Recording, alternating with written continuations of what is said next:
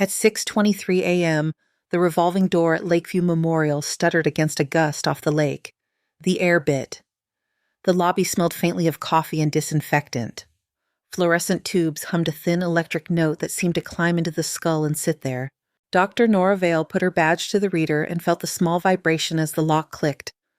Her hair was lashed into a bun that did not move. She wore the same navy scrubs as everyone else, the same white coat. The only odd thing was a brushed titanium ring on her right hand. Inside the band, hidden from sight, shallow numbers pressed against skin. She tapped the ring once on the counter, a tiny metal tick. Dr. Vale said Bennett Cross from the central station.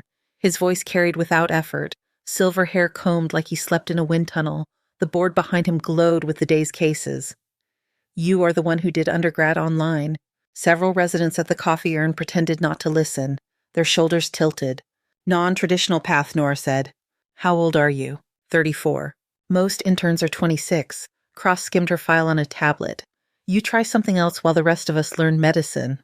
Nora let the hum of the lights fill the gap. I worked. I decided this was what I wanted. He lifted a brow without looking up.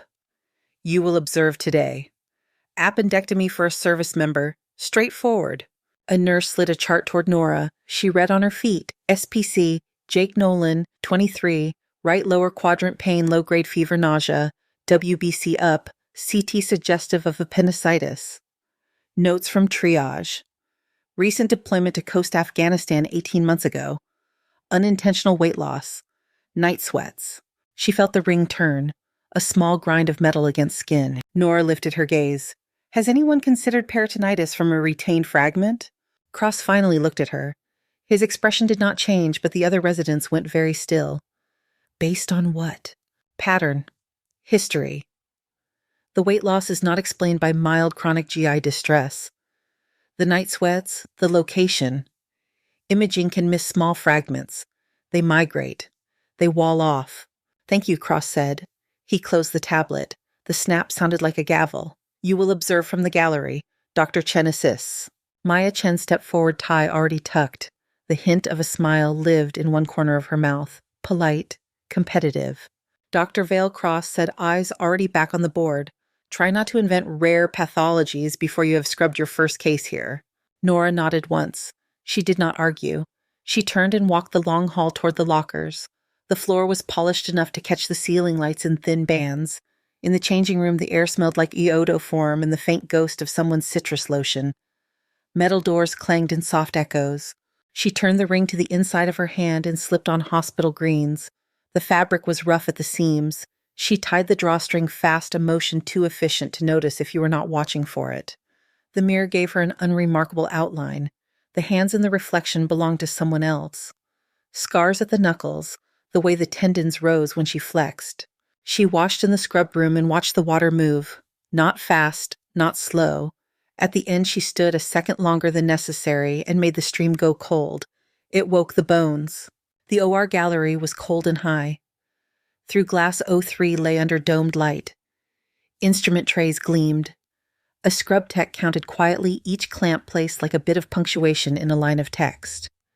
The anesthesiologist adjusted a ventilator hose with 2 fingers light as a pianist. The monitors breathed a steady metronome beep. Nora took the seat at the back, near the shadow line where the gallery lights did not reach. She tucked her coat behind her, then folded her hands on the rail. The ring pressed into the soft meat under her fingers. She moved it until it stopped biting. They wheeled Jake Nolan in at 7-Eleven. He was young and trying not to be, shoulders tight even with sedation, eyes wide for a second, then gone. A tattoo peeked from beneath the band of the blood pressure cuff, the ink half hidden by tape. Cross came in with his gown already tied by a circulating nurse. He greeted the room without looking at anyone in particular. Textbook, he said to the air to the glass to himself. Scalpel, said the scrub tech. The blade flashed. Skin split with a buttered sound. Layer by layer, Cross moved with clean economy. Small suction. Retraction. He did not speak much. When he did, the sentences were only verbs and instruments. Nora watched his hands. She did not watch the hands to learn the technique. She watched to understand what he thought was there and what he did not expect to find. On the monitor, Nolan's numbers drifted a little. The ventilator bellows kept time. The pressure settled, then ticked down 2 points. Up 1, down 3, No one looked up. Inflamed appendix, Cross said, not perforated. Lap sponge, the tech said. Nora felt the shift in her own breath before she noticed the numbers. The pulse rate read 112, then 118. The pressure dropped 5 points in 20 seconds. A nurse called for more fluids in a voice that was calm because calm was the job. It is anesthesia, Cross said. Nora's hand tightened on the rail. She placed her fingers like a clamp and felt the cold of the metal through the skin. Her other hand found its own position as if it held a retractor that was not there. A piece of hair tickled under the cap. She did not move. Down on the floor, Sam Ortiz glanced up from the Mayo stand. He was broad in the shoulders, eyes quick and quiet. Years of work lived in the tiny, unhurried way he set a forceps. He saw Nora's posture through the glass. He saw how her elbows had locked. He had seen that stance before somewhere without glass. The abdomen looked clean from the view the camera offered. The appendix was lifted, ligated, cut. Cross's stitch was even tight. But the distension did not improve. The pressure slid not in a dramatic line but in soft steps down a staircase. BP 90 over 58, a nurse said. Bolus, Cross said. His voice stayed flat. We are almost done. Nora felt the ring twist. Inside the smooth band, the numbers pressed. She could feel where one coordinate ended and the next began like braille no one else could read. The gallery chair creaked as she stood. She moved. The door to the gallery swung and cut the hum of the room in half for a breath. In the scrub bay, the sensor on the soap dispenser lit up and released a cold, clear ribbon into her palm. She scrubbed like they had taught her, but her hands moved faster. Not sloppy, just fast. The motion had weight and angle and exactness from repetition until the body remembered when the mind was somewhere else. Inside, O3 Cross's voice rose one notch. Where is the source? Not seeing active hemorrhage, said Dr. Chen. She sounded like someone who was thinking three things at once and choosing one to say out loud. The scrub nurse at the door looked at Nora, then at the caseboard, then back at Nora. You are not on this, she said, already reaching for the towel to dry the wet from Nora's forearms. I know, Nora said. She kept her arms up, hands high, fingers spread. She turned so the gown could be tied. The towel brushed fast. The gown settled. Sam was there, not needing to be called, holding out gloves in the right size. His eyes flicked to her face, then to her hands, then away. Cross looked up as Nora stepped into the light. His expression snapped like a reflex. Out. She moved to Nolan's left side. She did not answer. She took in the abdomen, the margins, the screens. The smell told her the rest. Beneath antiseptic and the copper note of blood. Something older, sour, and low, a smell that did not belong to a fresh incision. Dr. Vale, Cross said, You do not enter my room. Nora met his eyes. He was not a bad surgeon. He was a good one who knew his map and stayed on the road. The problem was that the other road was not on his map. This is not bleeding, she said. This is sepsis. There was no space left in the room. The monitors beat on. The lights hummed their thin wire song. The ring pressed steady against her skin. She set her hands where they needed to be. The room did not make space for argument. Nora set her palms at the edge of the drape eyes on the field.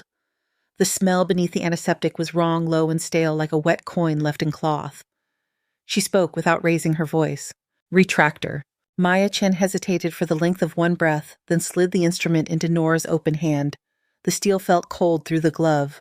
Nora leaned a fraction to change the angle of light, a small tilt that pushed a soft shadow across the left upper quadrant.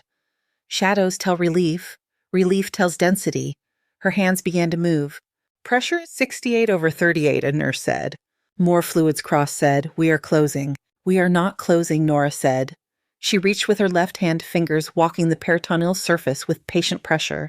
The tendons in her wrist stood out. She pressed and released in a pattern that made sense only to her. The ring on her finger bit once against the joint. She adjusted without looking at it. Tell me what you think you feel, Cross said. It was not a question asked with curiosity. He kept working as he spoke, the tip of his instrument neat, the gesture exact. Capsule, Nora said, thickened.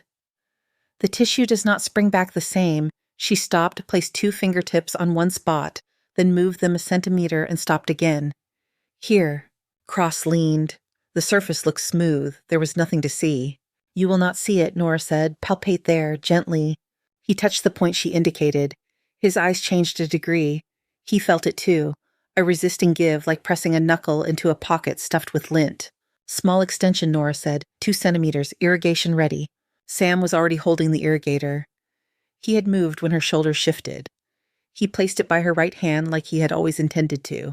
His eyes were steady and quiet. Nora extended the incision by a measured notch, not the way Cross would have, but clean.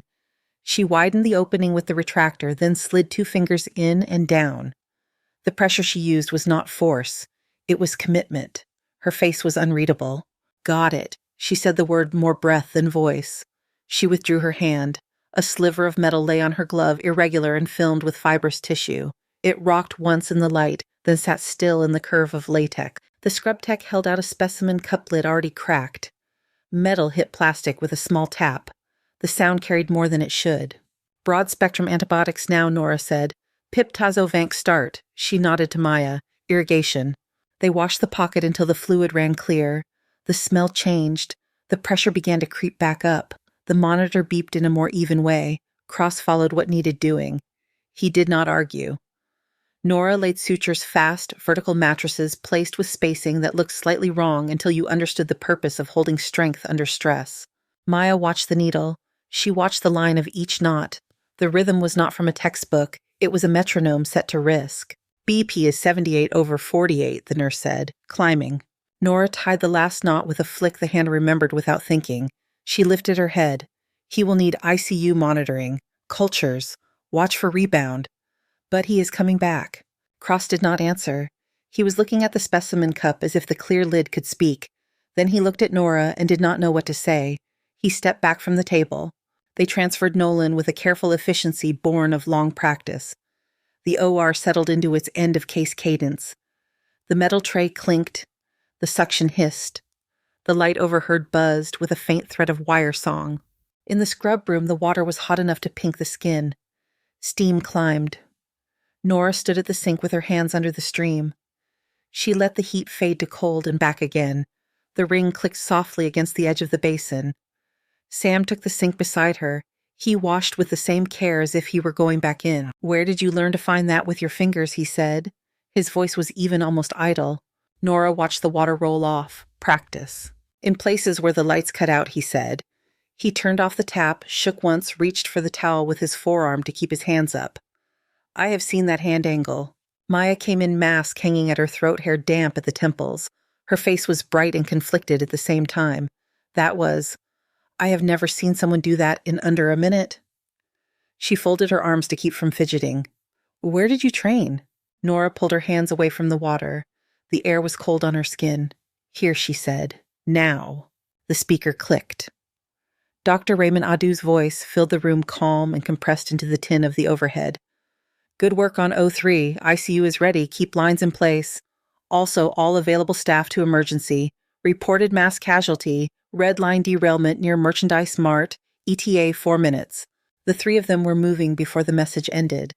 The scrub room door swung back and the hallway air met them cooler and threaded with the coffee smell from a cart down the corridor. Nora grabbed a fresh pair of gloves and a trauma shears for her pocket. She pushed her ring tight against her palm so it would not catch. In the ER, the all-hands mood had already taken shape. Beds were stripped, plastic was taped down, crash carts checked once, then again, nurses barked short sentences, the auto doors hissed and let in winter air and siren noise from outside. Ambulance 1 rolled in hard, a teenager strapped down, face pale under a grit of dust. Her chest rose unevenly, her neck muscles stood out with each breath like cords under skin. Female 16, the medic called. Shortness of breath since the scene, deteriorating en route. Suspected tension pneumo, O2 sat in 70s. BP 90 over 60. Bay 4, someone said. Bennett Cross cut through with a hand gesture. "Dr. Vale, take this. Stabilize, minimal resources." Nora caught the gurney at the corner and ran her hand along the girl's sternum without thinking about it. The ribs rose more on one side than the other. The trachea might have been a hair off center, or it might have been the angle of the light. The girl's eyes skittered without landing. 2 liters oxygen. I need a 14 gauge. Chlorhexidine. Tape. Someone hold her shoulders. A nurse clipped open a package and dropped a needle into Nora's palm. The metal felt heavy and exact. The girl was trying to speak and could not make anything that was words. Her lips were purple at the edges. Nora palpated the second intercostal space at the mid-clavicular line. She cleaned the skin in a quick circle that left brown shine. She set the needle and felt for the right angle. "On you," she said. On you, the nurse repeated and pressed down on the girl's shoulders to keep her still. The needle slid. A moment later, air rushed into the syringe with a hiss that felt like the room exhaling in relief. The girl's chest moved easier. The numbers flowed upward 82, 87, 91. The girl's eyes focused on something in the ceiling and stayed. Chest tube kit, Nora said. We need to place it before it reaccumulates. A voice to her left spoke low. That was Battlefield Quick. Nora turned her head. A woman stood just out of the way, dark hair pulled tight, a med student badge clipped to her pocket. Her hands were still with the kind of quiet that keeps tools from ringing. TCCC taught. Get me the kit, Nora said. The woman nodded once and went. The auto doors opened again and brought in 3 more stretchers and a man who walked himself. He waved off the paramedic with a stubborn twitch of the hand. He was in his late 50s with the kind of posture that said he had been trained to stand like that. He pressed gauze to a cut on his forehead, not quite smiling. I am fine, he told the clerk at the desk. Give the beds to the kids. I need a couple of stitches. He breathed like he did not want anyone to see it. Nora glanced across. The man favored his left side a fraction. The chest rise was shallow. He kept his hand near his ribs like something inside hurt more when he forgot it. Focus, the nurse at her shoulder said softly. Tube. The kit hit the gurney. Nora opened it, gauze wrappers popping under her fingers. She marked the 5th intercostal space with her thumb and made a small incision. The cut gaped. The smell of trapped air and sweat pushed out. Her hand dug to find the pleural space, the pop. When she reached it more feel than sound, she guided the tube home and watched for fog in the line. It came. The monitor sat, climbed into the 90s, and held. Secure, she said. Film when you can. She tied the tube with a lace of silk that looked too simple to hold but held. She glanced up to check the man again. He was at the registration desk, answering questions with patience and a faint humor that he probably used to calm people. He took one step, then another, then put his hand to his chest. His face went white and then emptied. He fell like a tree falls, not dramatic, just a hard decision by gravity. The sound of his body on the floor cut through everything. Code blue, someone shouted. Nora moved. The space between her and the man was 30 feet. It felt shorter because she did not think about distance. The ring hit the metal side of the crash cart as she grabbed for it, a dry tick that announced itself to no one but her. She knelt and checked for a pulse at the carotid. Nothing. No chest rise. She started compressions, her hand set at the sternum, heel over heel, arms locked. Pads Bennett Cross said from somewhere above her. Rhythm when ready, epinephrine drawn. It is not an MI, Nora said. She counted compressions aloud, 30, then 2 breaths delivered by a bag valve mask that arrived just as her count hit the number. The skin around the man's lips looked too pale. What do you mean not an MI, Cross said. He was peeling open defibrillator pads. Delayed cardiac tamponade from a migrating fragment, Nora said. Her voice stayed level. He walked in small head wound, guarding the left side, shallow breaths. If he has a history that includes blasts, a fragment can shift with trauma. It will pierce the pericardium and bleed into the sac. The pump fails because it cannot fill. How in the hell, Cross began. Ultrasound, said the med student at Nora's shoulder. She had appeared with a portable unit gel bottle already in hand. I have it. I know the view. Nora did not stop compressions to look at who she was talking to. Parasternal long axis. Keep your angle steady. The probe touched gel and then skin. The screen bloomed with grain and pulse. The heart lay there in black and white, half shadow, half light. A dark crescent held tight around it, thicker than it should be. Effusion, the student said. Large. Cross looked at the screen. The noise of the ER fell away in his head. My God, he said, but quiet. Pericardiocentesis, Nora said. 16 gauge long, syringe, sterile gloves. Sam Ortiz was there. No one had called him. He had felt the way the air in the room had gone thinner and had moved. He clicked a long needle onto a syringe and primed it, then put it where Nora's hand would be. Subxiphoid approach, Nora said. She kept compressing because nothing else she could do would move blood. The student held the probe in place, wrists firm, picture steady. When the kit was ready, Nora traded compressions for the needle and Cross took over the count without needing to be asked. Nora set the needle just below the tip of the sternum and aimed toward the left shoulder. The gel made the skin slick under her glove. The room held its breath. She pushed. The needle advanced under the shimmer of gel. On the screen, the bright tip kissed the dark crescent that hugged the heart. Nora felt the change through the shaft, a tiny loss of resistance like a door unlatched. She pulled back on the syringe. Blood came slow at first, then with a heavy slide that filled the barrel. The color sat almost black. Sam swapped syringes without words. Nora kept the angle true and drew again. The screen loosened as the crescent thinned.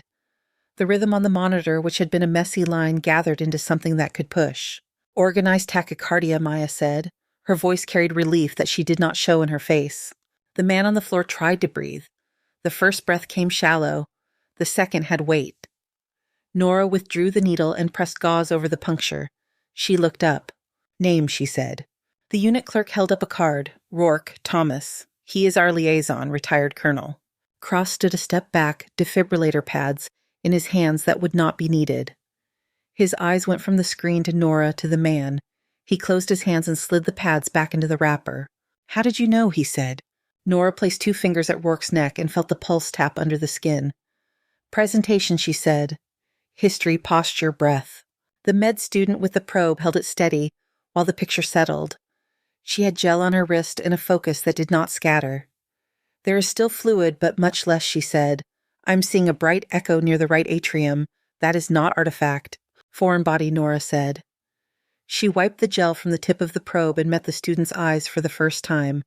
The student was already nodding. Ellie Park, she said. 3rd year, prior Air Force medic. Rourke's eyes opened a slit. He looked at Nora as if the shape of her voice had crossed time. You, he said, a rasp that barely made sound. Nora leaned close. Do not talk yet. You are in the ER at Lakeview. Stay still. He tried to smile. It flickered. The pulse under Nora's fingers held. Cross crouched. If that fragment sits against the atrium, we need to take it now, he said. He glanced toward radiology as if sheer will could bring a room that was not ready to life. Or one, Nora said. Cardiac setup. We will need cross-clamp capability and perfusion standby. I want Rebo A for time. Cross's mouth tightened. That is not standard here. It buys a controlled window if the wall tears, she said. Zone 1 occlusion 45 minutes. We will not need all of it. Adu arrived at the edge of the circle with 2 nurses and a list already forming in his head. His presence steadied the energy of the space. He took in the scene, the needle, the screen. The man with a gauze square on his chest. You can do this, he said to Nora, not as a challenge. Yes, she said. He turned to Cross. Get the room. She leads. Cross looked like someone had thrown a glass of cold water in his face. Then he stood up and began to issue orders at speed. Sam femoral sheath kit.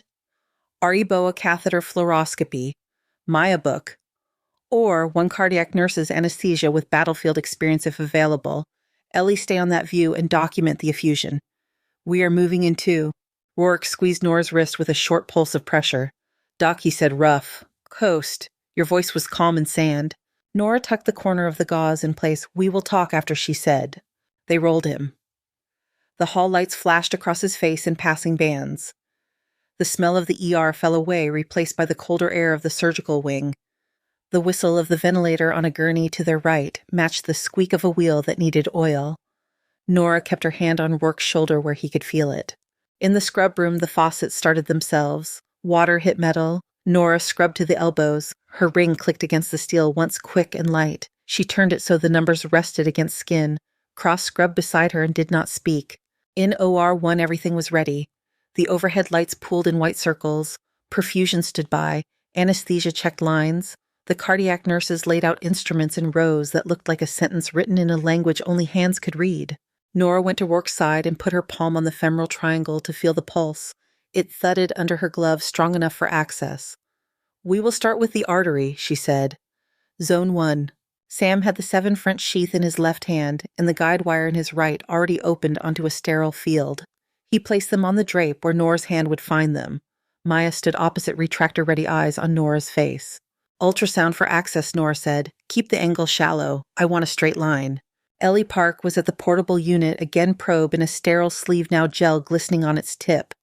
She held the image of the femoral artery stable. Nora inserted the needle, watched the flash of dark red, then advanced the wire in a smooth motion that looked like no effort at all. The sheath slid over the wire. The catheter followed. Fluoro, Cross said. The screen lit and showed the ghost path inside the body. The catheter snaked up the iliac into the aorta higher. The little balloon sat there deflated, bright as a seed. Zone 1, Nora said. Now. Sam turned the stopcock. Nora inflated slowly. The line on the screen grew into a soft circle, then a proper disc. The pressure at the radial line changed. The perfusionist watched the numbers and gave a short nod.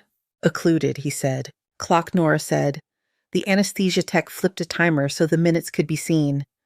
Nora looked at each face in the room, then down at Rourke. His eyelids fluttered under sedation. The echo of the earlier breath still lived a little in his chest. Scalpel, she said. The blade went into her hand with a small slap of glove on handle.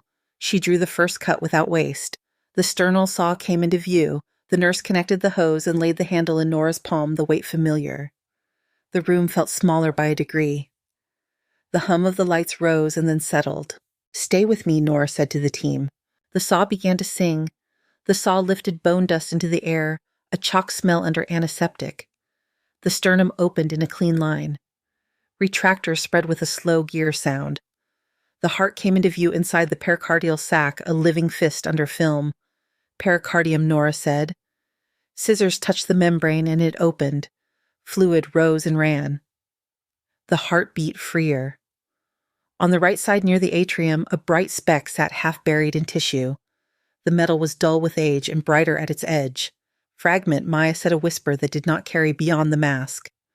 Zone 1 is holding, the perfusionist said. The timer read 7 minutes. Nora set her left hand just so, a light support at the base. She looked at Cross. When it comes out, the wall will tear. I will repair without pause. Count aloud. He nodded. His eyes did not leave the place where metal met muscle. Forceps, Nora said. Sam placed the instrument. The handle settled into her palm with a rightness that felt older than the room. She eased the forceps under the fragment. It resisted a fraction, then let go, slipping free with a thin scrape that only she felt through steel. Blood welled from the opening dark and bright at once. It filled the space fast. Nora had the needle in her other hand before the first bead rose. The suture went in, out, draw, advance. Cross counted without thinking he had decided to do it. 1, 2, 3. Nora did not look up. She felt the curve of the needle bite and come true. Her wrist moved in a small arc, precise and repeatable. The thread flowed. Her breath came even. 7, 8. The tear cinched under the line. Blood still leaked, but less. The next pass closed the last of the gape. 12. The final throw locked. She cut the tail. The pool went from surge to seep to sheen. 13, Cross said, quiet as if talking to himself. Silence arrived in a small wave. Then the monitor spoke in steady beeps. The perfusionist called pressures with a voice that had calm in it again. Deflate, Nora said. Sam turned the stopcock. The balloon shrank on the screen. Flow returned to the lower body. The pulse changed in the radial line, a stronger push. Check for other defects, Nora said. She ran her fingertips over the surface in a gentle search that would find weakness by feel if there was any. There was none. Ellie held the probe at the edge of the field and kept the image clear. The sac looked clean. No fresh pocket formed. She let out a breath that fogged her sleeve. Good, Nora said. She looked at Cross. Close pericardium as you prefer. Sternum with wire, standard. He stared for a second more, then nodded and moved hands sure. Maya set the next instrument without being told. Sam laid the sternotomy wires down in a neat row. Nora stepped back. She checked the timer, then the Rebaouet catheter still in the femoral artery, then the arterial line tracing. She took in every face. She said nothing because there was nothing to add that would not waste seconds. The fragment sat in a cup on the back table. It looked small and ordinary, a pebble that had been in the wrong river too long. Ellie drifted to it and looked for a heartbeat, then went back to the screen. Do not let him get cold, Nora said to anesthesia. Keep the warming blanket at full. He will need ICU bed now. Already called, the anesthesiologist said. The wires tightened over the sternum. The sound was a soft twist, little clicks in a sequence. The retractors came in. Layers began to close. Nora stripped her gloves and let the mask hang under her chin. Her skin felt too cool against the air. She looked at Rourke's face. Sedation had made it still. A flicker under his eyelid said he was somewhere between here and deeper. Cross finished the last knot and cut the tail. He placed his scissors on the tray with care. He looked over the drape at Nora. "Thank you," he said. Nora gave a small nod. Team effort. Sam smiled with his eyes. Maya's shoulders dropped a fraction as the last suture held. Ellie slid the ultrasound back on his cart, careful with the cable. They moved Rourke to the gurney in practice sequence. Lines and tubes arranged, monitors secure. The unit doors banged once as the team pushed toward the elevator. The corridor felt colder in the wake of adrenaline. The scent of iodoform followed, thinned by air. Nora stayed long enough to watch the gurney turn the corner. She stood alone in the light for a count of 3, then walked to the scrub room. Water met her hands with heat first, then cool as she turned the handle. The ring clicked against steel and made a sound like a tiny bell. She turned it so the inside pressed skin. Heat rose into the air and fogged the mirror a little at the bottom edge. She watched the fog gather and slide. In the hall, voices moved past in a ribbon, most of them low, all of them certain. A nurse laughed once at something small and real, then hushed. A stretcher wheel with a bad bearing squeaked once and then stopped. Nora shut off the water and reached for a towel with her forearm. Fabric dragged against skin. She dried from fingertips to elbow and let the towel drop into the bin. The room felt very quiet. She listened to it for a moment. The quiet was not empty. It was full of things that had found their places. She pushed the door and stepped back into the corridor, the shadows of the overhead lights falling in neat bars across the floor. 6 days reshaped the building in quiet ways. Nurses who had not looked up before now lifted eyes when Nora stepped to a desk. Residents stopped speaking mid-sentence when she entered a room and then pretended they had not. In ICU, Thomas Rourke learned to call breath to the bottom of his lungs again. He thanked each nurse by name. He slept with a warm blanket and woke with a monitor that chimed in a kind rhythm. On the 6th morning, Bennett Cross called Nora to his office. The blinds were half open. Lake light turned the walls pale. A file sat on the desk thicker than a residency application and stamped in places that did not belong to hospital paper. "Sit," he said, not unkind. She sat. The ring pressed the inside of her finger with a steady weight. Cross kept his hands flat for a moment, then lifted one palm and set it on the file as if he was settling dust. "I owe you an apology," he said. The words had no ceremony. "For the way I spoke. For the way I did not look." Nora held his eyes. The hum of the building came through the vents in a soft thread. She did not let him off with a nod and did not make him kneel with a silence. He opened the file. It took phone calls and a person at the Pentagon who wanted to know why. "I got this 2 hours ago." He slid a document across the wood. The paper smelled faintly of toner and something older that lived in cabinets. The report was clean typeset and scarred with black where lines had been hidden. The words that remained told enough. Coast Province 2019, perimeter breach at a forward aid station. Intelligence held up by interagency dispute. Evacuation delayed. Medical staff operated under fire.